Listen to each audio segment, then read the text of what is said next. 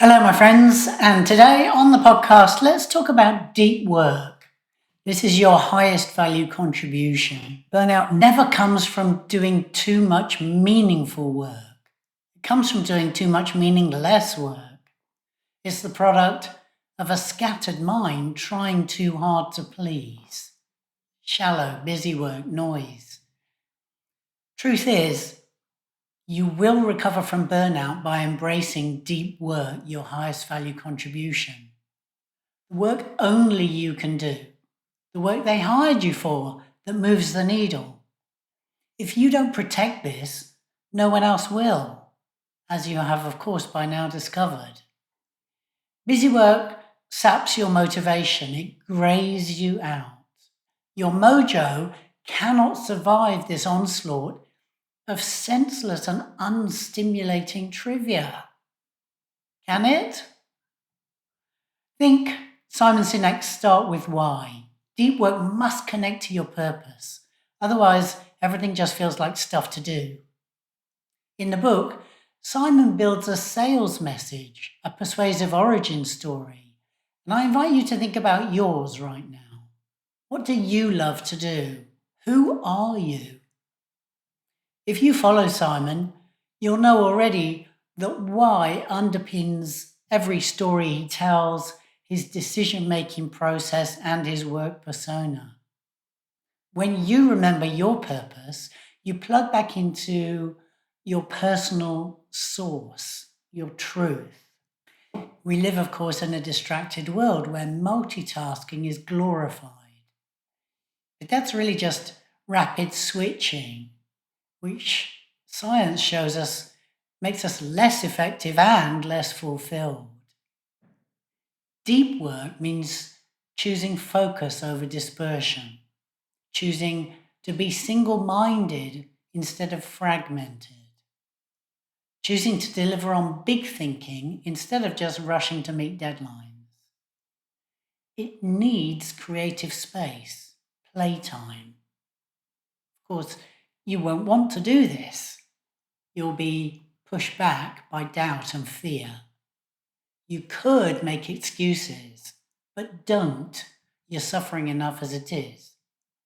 Retrain your mind to accept being quiet and orderly, working towards a complex goal until it's complete.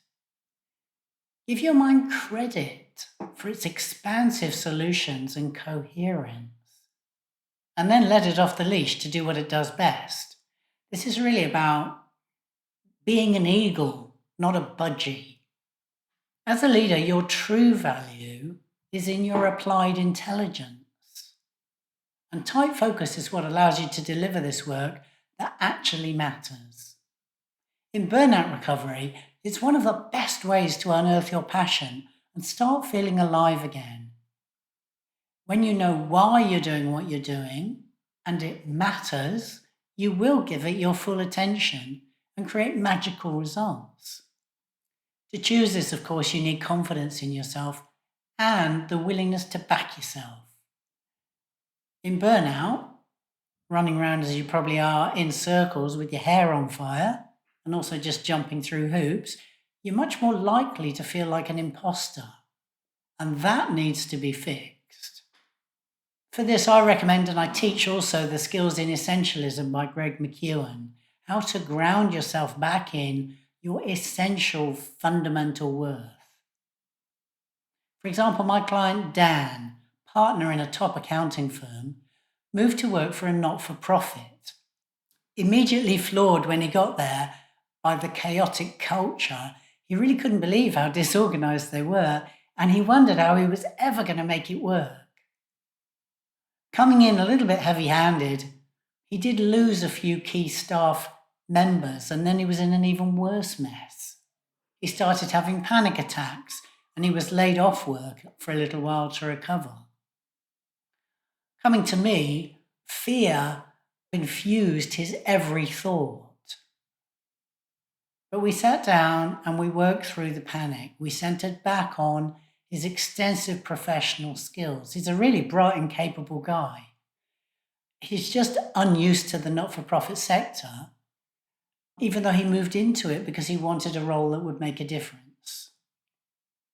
So here's what we did. We adjusted together his expectations of himself and his team while he got in and got used to it. And then he went back to work with a more collaborative mentoring approach, teaching staff to take ownership of new processes that they work through together. And lo and behold, he started having fun. And very soon, the monthly reports were ready on time, and his staff began running like a well-oiled machine. Well, this story I'm talking about was back in 2019, when his passion was just coming back. And I looked him up today, and he's still working there now. So that's worked out for him.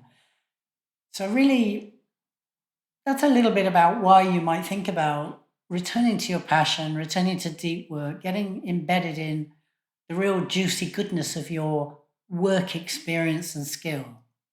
So that's the why. Here's the what. Ask yourself, what is the work that only you can do?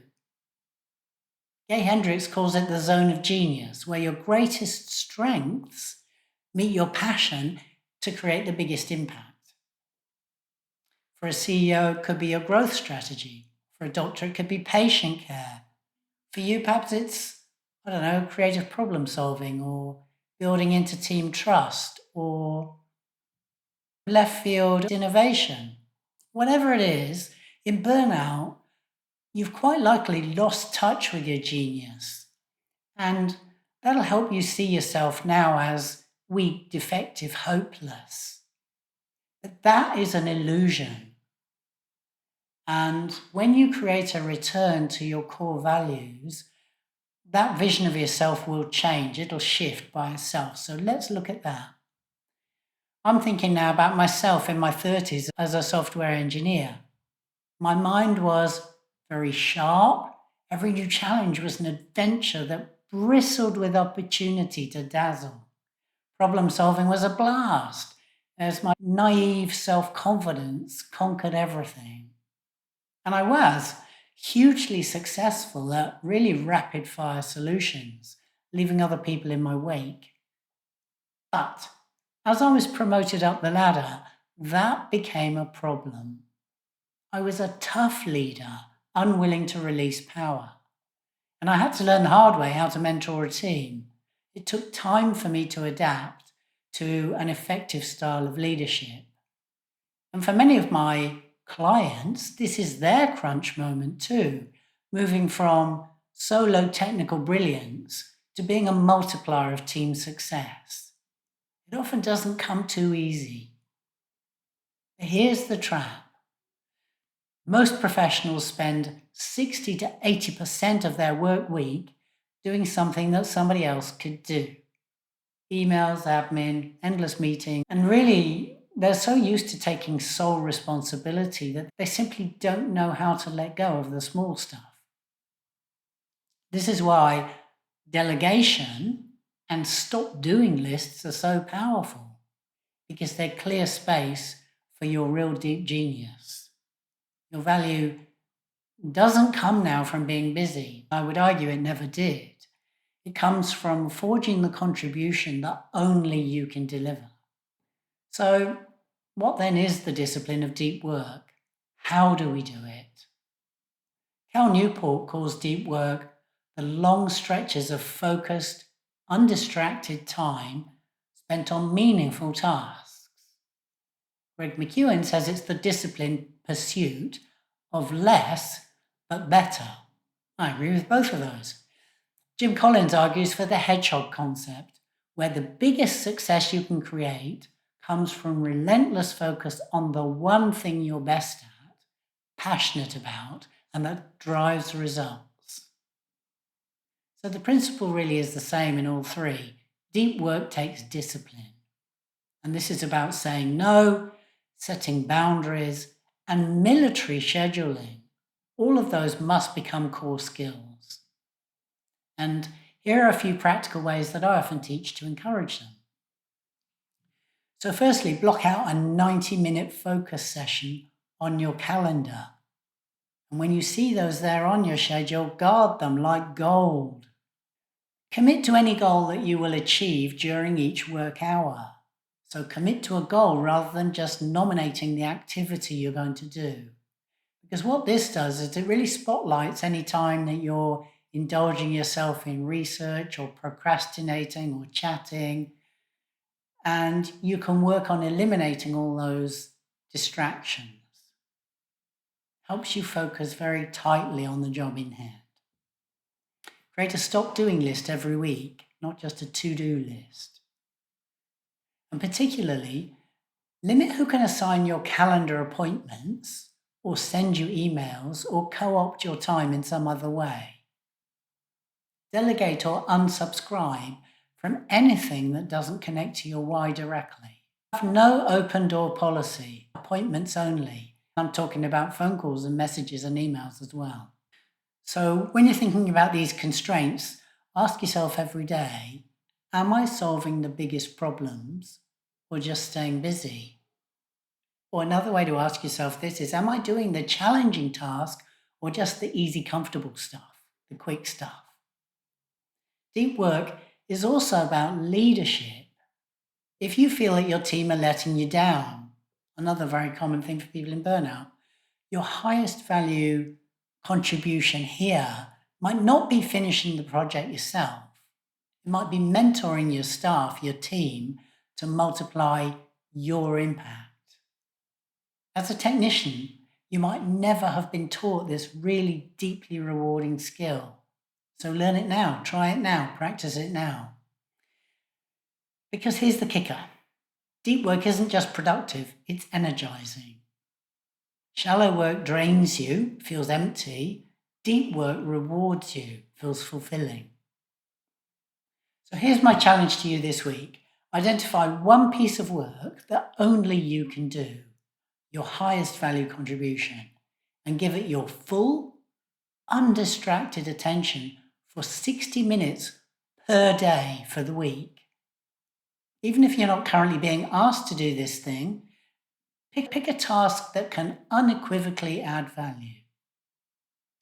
And find an hour for it every day, because for sure you will be leeching an hour out of each day and not really achieving something. So tighten that up a little bit, say no a little bit more, make a bit of space, and commit to 1 hour a day and see what happens by the end of the week. If you're reluctant to do this, imagine you've been brought in as a specialist consultant to do this one task. And then ask yourself, if I only did this kind of work all week, would I feel proud and energized? Turn down the noise, say no to what doesn't matter. And be sure to do this, right? If there's one thing I'm going to say, it's do this. Respect yourself completely. Sounds hard, huh? Deep work isn't just about productivity, it's really about reconnecting with your why. And when you do, not only do you perform better, you feel more alive in your work and your leadership, and by extension, your whole life. So choose to say yes only to what directly contributes to your long-term vision. In time, if you do that, it will become clear how you can direct your career to give more freedom to your why. For example, many physicians I've worked with have moved into this sweet spot. Appointment pressure, charting misery, and performance plans are not the only way. More entrepreneurial roles exist, and you can see or create them, as my clients have. So where do you want to make an impact? Spend your daily focus hour developing that. Deep work is both the cure for burnout and the path to extraordinary results. So that's what I have for you today. I hope this has resonated with you. If you found value in this episode, please share it with others who will benefit, and rate or review the podcast. This is, after all, a no-fluff podcast. I never share pipe dreams. I only talk about strategies that work for me and for my clients. So tune in next week for a few more. I truly wish you a fulfilling and enjoyable work life. And if you want that, book a consult with me at dexrandall.com and let's make a plan together to move forward.